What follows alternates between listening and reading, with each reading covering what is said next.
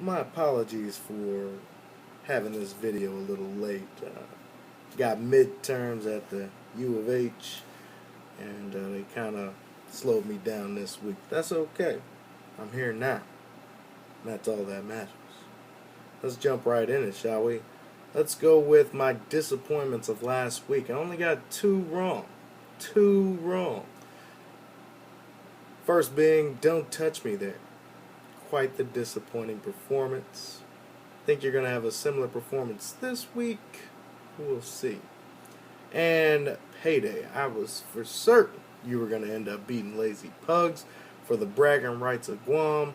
Unfortunately, you turned out one of the worst performances ever. Now, it didn't beat your worst performance ever, which is remarkably the low of the league this year. Um, Granted, you were underway and, coming back in, pulling back in. But this week, no excuse. That was disappointing. Which leads us into fantasy stud and dud. As I said, Payday, you received the dud. The worst performance of the week. And fantasy stud goes to your boy Andrew Luck. T.Y. Hilton. Flawless victory. Wonderful performance, even against my boys, Houston Texans. But it was a wonderful, wonderful week for flawless victory, capping over 200 again. Couldn't achieve his high or the highest of the league, but 200 still nothing to scoff at. For this week's matchups, I got a little, Patriots Jets game in there, but it didn't sway me. If you looked at ESPN before the game, I'd already made my picks, and I'm not changing them regardless of what happened in the Jets Patriots game. Again, I apologize for not getting this in before the Thursday night game, but still gonna get all of these correct. First and foremost, I'll jump into the game that's most important, and that's Discount Double Check Yourself against Don't Touch Me There, last year's champion, this year's chump. But while we're going at it, Gronk gave me 11.8 points. I kind of expected more, as did ESPN. I wanted a 20-piece, but I'll take 11.8. Brandon LaFell didn't do what he normally does either, 9.5 points. So the race is still on. Don't Touch Me There's team is ridiculous at best. He's starting half-injured people. The only person to get on his team is Jordy Nelson, and he's probably going to score 30 because Aaron Rodgers is going to throw 45. You know what I mean? You know what I mean?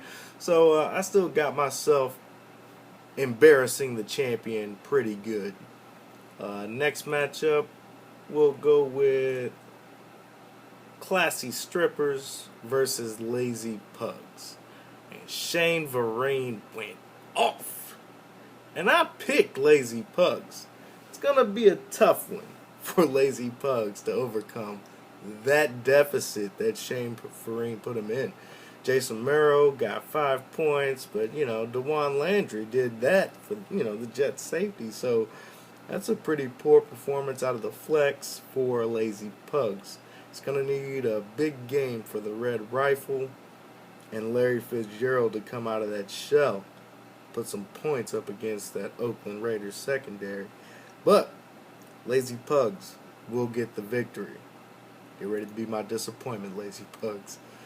Next on the list, we got Designated Drunk Drivers, DDD, versus Johnny Clipboard 1. Now, Tom Brady put up some pretty decent numbers for the win against the Jets. 29 to be exact. Demario Davis, okay performance. You expect more from a linebacker out of the Jets defense. But overall, Johnny Clipboard is winning that matchup, and I do have them beating DDD this week. It's going to be a close matchup, and if Peyton Manning does break the record against San Francisco, he's going to do it in grand fashion. He's not just going to get 3 touchdowns, he's going to get 7.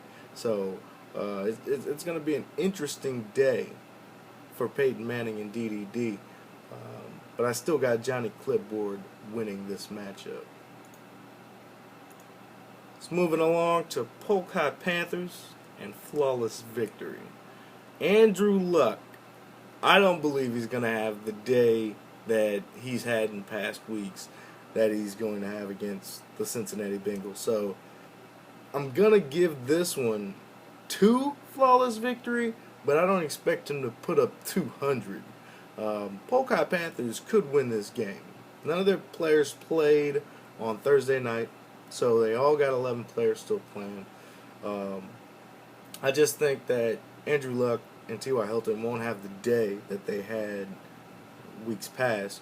One key factor why I picked flawless victory is I do believe Jamal Charles is going to emerge into the back that he was drafted at in those draft positions. So flawless victory with Andrew Luck, Jamal Charles, Le'Veon Bell, Julio Jones, and T.Y. Hilton. That's probably the best top 5 guys you would want to start off your team. Kudos to flawless victory and putting his team together. It's definitely turning out to be a wonderful season. Next on the list, Chicago Chalupas versus Kista Hernandez and Like It. I always like watching Fluffy go up against the Hernandez brothers. But who do I have winning this game? I'm going to give it to Kista Hernandez and Like It. Phillip Rivers is hot. The trades that this guy has done. My apologies. I don't have anybody holding the camera, so I'm gonna let this one go. Let me get back to the league. Oh, man, like a little mini earthquake here in Houston. Sorry about that. So I'm gonna let that one slide. I would edit that out, but why, right? So hopefully that didn't distract you all from my picks. But I also have Kista Hernandez and Like It beating Chicago Chalupas. Nobody played on Thursday for these teams, so I think Arian Foster and Giovanni Bernard could end up being one of the best, top 5 running backs in the league. 2 top 5 running backs on your team generally equals playoff berth and a championship, but 2-4 versus 4-2. I mean, Kester Hernandez needs these victories. And he's done what he's had to do to try to secure himself a playoff spot. Out of my poll, I have Kista Hernandez and Like It being they're my pick out of the 2-4 teams to actually win a playoff berth. Moving on, before anything else bad can happen, I need to drink. 42 versus Payday. Both teams 2-4. Both teams looking disgusting. But I do have 42 winning this. Out of the disgusting teams, 42 is obviously better than Payday. I don't know where Payday's planning to go with his team. Hopefully he just counts this as a rebuilding year and he's studying for next year's draft. Maybe he won't be at sea so much, but even if Payday starts Storm Johnson from Jacksonville against Cleveland, he's still going to have Brandon Marshall and Ben Roethlisberger and Lamar Miller to just keep his team afloat, not to mention the great number 80, Andre Johnson. So 42 should get his 3rd victory and make himself relevant in the Central Division. Well, there you have it. I'm going to go ahead and try to end this video chat with you all. Halfway through the season, fellas, this is the nitty gritty. All these wins are going to be doubly important. Let's see if we can get into the playoffs. 4 teams, the 4 best teams, going to the playoffs. Those are my picks. Like it or love it.